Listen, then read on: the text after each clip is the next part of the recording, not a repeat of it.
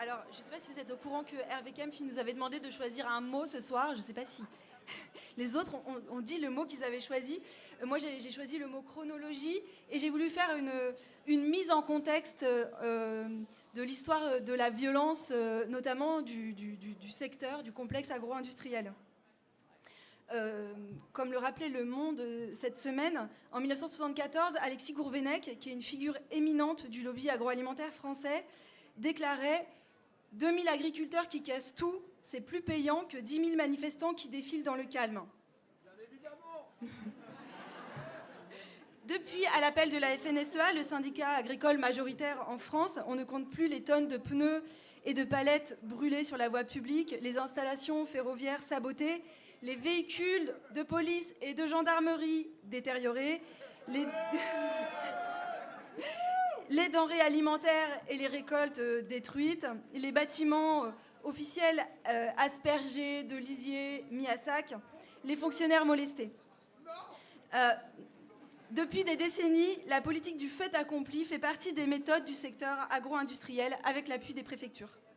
Et on ne compte plus non plus, en Bretagne en particulier, le nombre de rivières anéanties par des écoulements de lisiers de porc, par des effluents d'usines de lait en poudre ou par du sang issu de gros abattoirs. En parallèle, ce complexe agro-industriel en France, depuis les années 60, est le premier bénéficiaire des subventions européennes de la PAC, la politique agricole commune, et il touche plus de 10 milliards d'euros par an.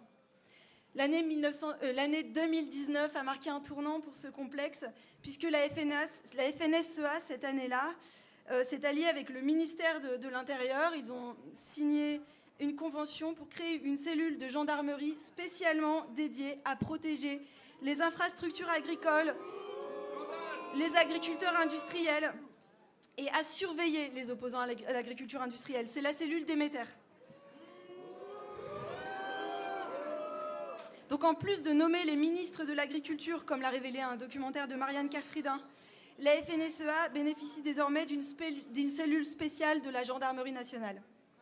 La même année, donc on est en 2019, en tant que journaliste, je viens de faire paraître la BD Algues vertes, l'histoire interdite, et je suis poursuivie en diffamation.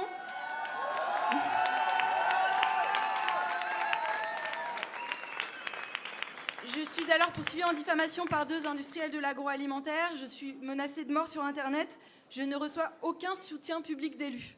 À l'époque, c'était il y a 3 ans seulement, à celles et ceux qui s'inquiétaient pour moi, je répondais sereine qu'on était en France et qu'il était peu probable que je sois victime d'agression.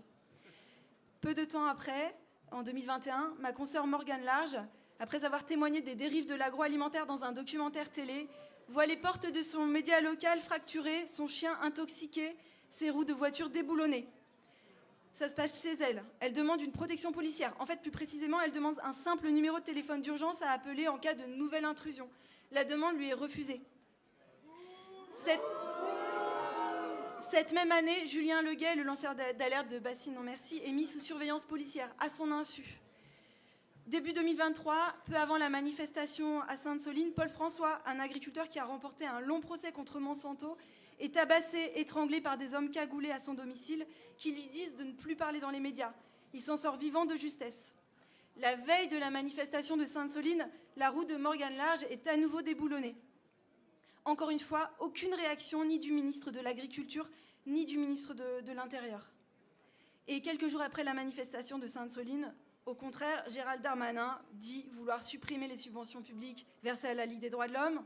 Je ne sais pas si vous savez, mais la section du Morbihan de la FNSEA, donc la FDSEA du Morbihan, demande, elle, que la Confédération paysanne soit privée de subventions et soit exclue de toutes les instances officielles parce qu'elle a participé à la manifestation de Sainte-Soline.